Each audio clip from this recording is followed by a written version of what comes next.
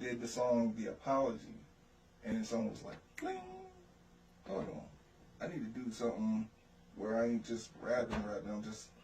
I gotta do something more vulnerable, more personal. Yo, you tuned in to Bluetooth.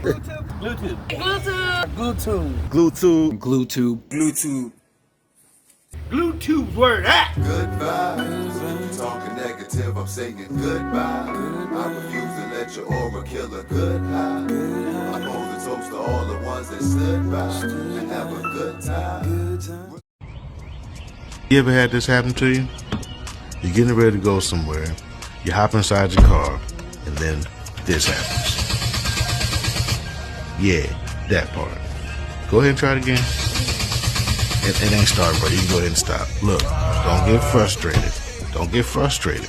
Just give us a call out here at Street Speed, and what we'll do is diagnose the problem by sending one of our technicians out there, and we'll go ahead and get you back on the road as soon as possible. We have all sorts of hours, so if you give us a call, we'll basically make sure that we're able to fit you in and come out as soon as we allow. And then basically, we'll do a diagnostics on the vehicle, let you know if we're able to fix it, and if we're able to fix it, we'll go ahead and get you back on the road as soon as possible. We cover the Richmond City area, Henrico, and the surrounding areas, so if you give us a call and let us know your location, we'll let you know if we're able to come out there to you. Get you back on the road, man, as soon as possible is what we love to do and what we strive to do.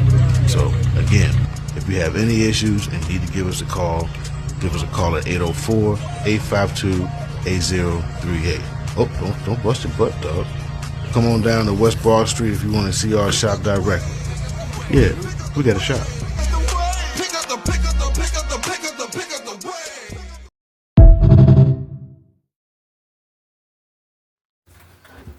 I finally got to sit down with the guys, man. You know what I mean? The veterans, man. You feel me? Got the vets in the building. I thought I was a veteran until I met some real veterans, man. You know what I mean? Slide over the frame, bro. Make sure you get in the frame.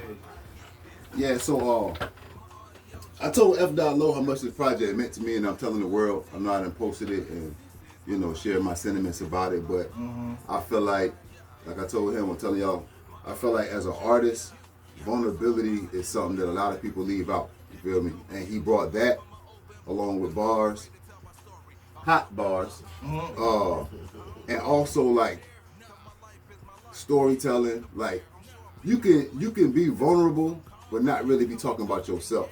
Like for example, Tupac with "Keep Your Head Up." Right. You feel me? But when you talk about like "I Wish You Still Were Here," when you talk about what's the joint?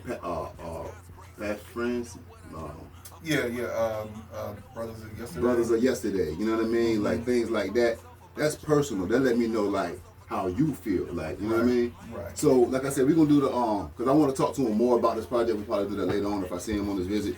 But right now I want to do who, what, when, where, why. So we're gonna start with who. Who is on the project? Who is on the project? Biggie Deaf. That's Nicole. Roger Tyler? Yeah, RT. Yeah. RT? Yeah. Producers? Producers, John P., Tone Jones, Dream Life, Daryl Banks. You didn't get ready to do Ryan again? No, I didn't use Ryan Little this time. No, I didn't. But he did test something, and then we got Lyrically Ratchet 2 that's coming out, and we got production from Ryan Little. But I didn't use Ryan Little. This is the first project in like 5 years I didn't use Ryan Little. Dang. I know it's one more person. Dope Boys Music. Yeah. And then also Track Last and Track Last. Yeah, Track Last is the feature. And can't forget about Lady Star. Shout out Lady Star. Yep. Can't forget about Lady Star. What does this project mean to you? It actually means a lot.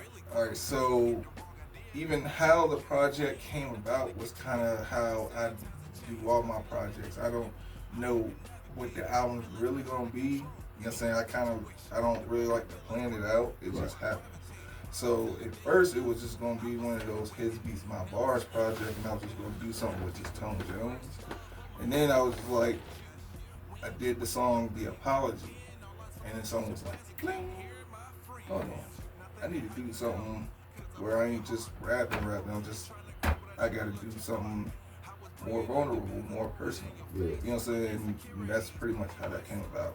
What it means to me, it means a whole lot because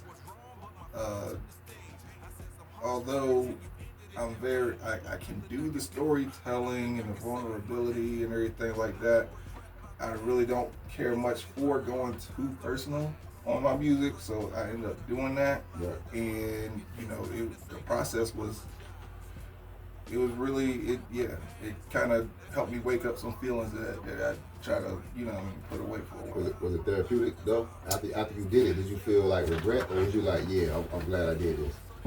I felt like I'm glad I did it. Right. You know what I mean? Yeah, I just felt like And then I was like, yeah, I needed this, I guess. You know what I'm saying? You spoke about apology too. So like, did you construct the project around apology? No. Okay. All right. So when I did the apology, it was more like, what else can I talk about? Mm-hmm. You know what I mean? So, and I had ideas for these songs, but then like I kind of was like, once I decided I wanted to go that route, I just started thinking about other things that, you know what I mean,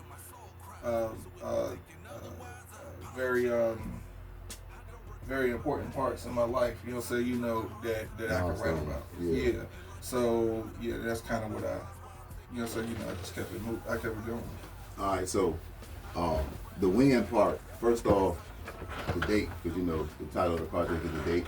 Mm-hmm. So I'm assuming that's when you were born. Yes, that's my birthday. All right. When did you record the project? When did you actually finish recording the project?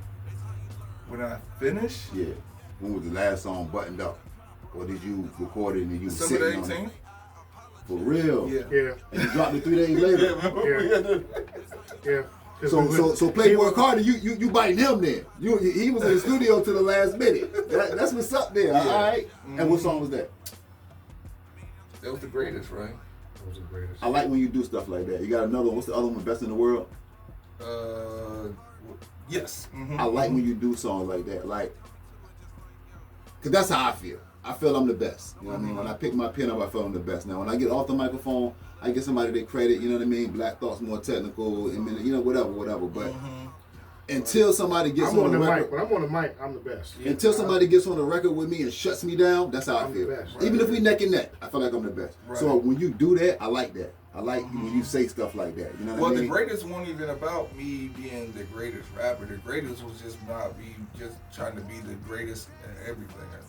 You know what I'm saying? So I love that too. Yeah, that's what that was. You know what I'm saying? The greatest father, the greatest friend, yeah, I love that. Now, what was the song before that? The song is "Don't Be Scared Now." Yeah. That's where I'm like, yeah, let me talk my shit. That's the shit. You know what I'm saying? Yeah. But, that's when you was like, what y'all been sitting on your ass so long. I forgot you said something about. I was just listening to that joint. You said, yeah. So that was my shit talking moment. But the greatest was kind of like on some motivative type of stuff. You know what I'm saying? So that's what that was. Where was your mindset when you started recording this project? Like, was you in a dark space? Was you like bubbly? Was you just like, I need to put something out, I'm just writing, and it just like, what was your mindset? You know what I mean? Like for example, when I did No Matter What, and I'm gonna say this again on camera too, you the one who said something like, nah, don't quit, you need to go and put the music out. I already had No Matter What, you feel me? But I won't go release it. So like, my headspace was like, forget music, but I still put it out. What was your headspace with you? Well, again, like when I was like, when I said I was working on a joint where I was just trying to do something with one producer at a time. Yeah. I was kind of in that mode. You know what I'm saying? Like, I try to at least do at least one project a year. So I won't like really like on a crunch time thing. It's just that when my creative juices is flowing, you know what I'm saying? That's just what it is. How was I feeling? I just was in a creative Motivated. space. And I was just, I wanted to do something different where I normally do. Because you got a lot going on, you know what I mean? With parenting, you at your kids' functions, you feel what I'm saying? You run a label, you got a shop. So I mean, like, it could be a point where you just like, you know what, I ain't even got time for music right now. I know you're gonna make music because it's right here in your shop. And it's just natural. That's how we do as artists. We're gonna make music. Right. But it's like when you in a MySpace, like you, but I get it now. Because you said you got an album every year. So at some point throughout the year, something was gonna click to be like, oh, it's go mode. So at any like you was in a good headspace pretty much. Yeah. All right. So, And I always try to make time for create for for creating. So I mean, man, I can be out there working on the car or out in the field working on the car, and I just get a knack for wanting to get a beat. You know what I'm saying? So I'll start looking for a beat, you know what I'm saying? And then I just be playing it while I'm working on the car or whatever, or I'll be here and I just play it on speaker and everything while I'm working out there, and then just organic, like muscle memory. So it just comes to me. Just so you know, so I mean, and then they like, sometimes I'll be like, oh, I want to do just something solo. Sometimes I want to work on lyrically ratchet. Sometimes I want to do both. Then at that time, yes, so like on Don't Get Scared Now, I got a line where I said I'm working on 3 albums, you know what I'm saying, at the same time.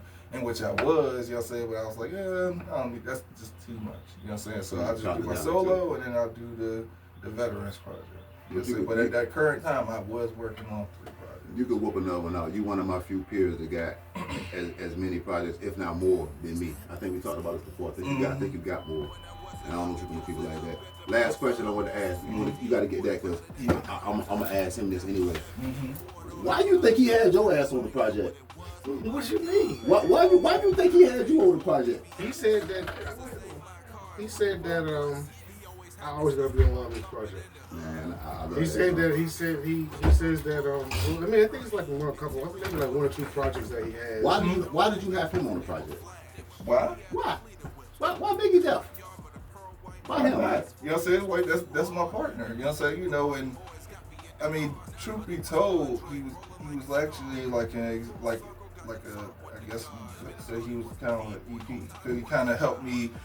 So when I'm in my creative process, he might give me an idea or say something or whatever like that, and I'll like go off and do what I do or whatever like that. He writing your music? No, not at all. I'm messing with you. But yes, and he'll like yes, and kind of like, well, maybe you should do it this way, or yes, and whatever the case. Not like a song, but more so like when I'm doing my creative process, sometimes like my mind scatters. You know what I'm saying? So my mind will scatter and I'll be everywhere. Yeah. So he kind of grounds me. Yeah. And then, but it's just a song where I feel like I put him on something and I just feel like he's gonna kill it. He does. So it's not that like I have to have him on the joint. It's more like, yo, this is a perfect vibe for him and I. You said, yo, he would do this verse sweet. You know what I'm saying? You whatever like that. You kind of answered the question already because I wanted to segue into something else. He was like, he was my partner. You know what I mean? And that's you know what I mean. That's what I wanted to hear. But so now we segue into the wave. Is that going to be on Lyrically Ratchet 2?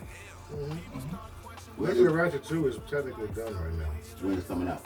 I can't tell you that just yet. Yeah, we can. I asked. I asked.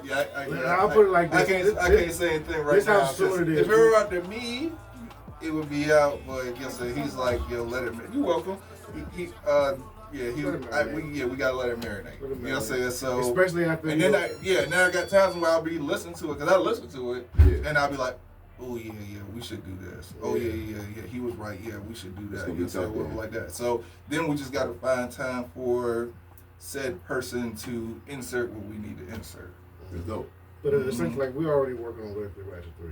That's dope. And a whole other project. But even though you say you don't like to work on multiple projects, we literally have 2 veterans in the tuck. Yeah. 2 veteran projects. I mean, that's what veterans do, right? We love to create. You got another solo coming, Big?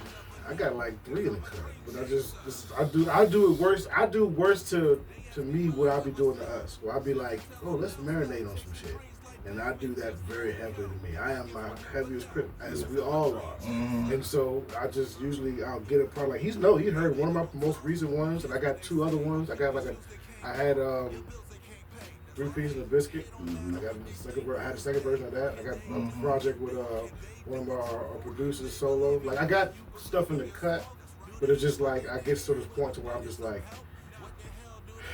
I'm gonna marinate on it and then I over marinate. And it's be really, I just over marinate. But when it comes down to this, you know, a lot of times when it comes down to the creation part, like making the songs, putting the songs together, like if I was just dropping the song, if I didn't want to drop no project, just drop songs, and I'm straight. But you wanted to be cohesive, you wanted to be a whole, and you hear something like you say, I can add this, so I can take this out. My flaw is that I do it for the love, like 100%. I was doing it for the love 9 years before he was like, yo, the world need to hear you. Yeah, you are very unorthodox. And I love that style, bro. I love your style, man. I appreciate it, bro. I appreciate it. First time when we performed at that spot on Broadway. You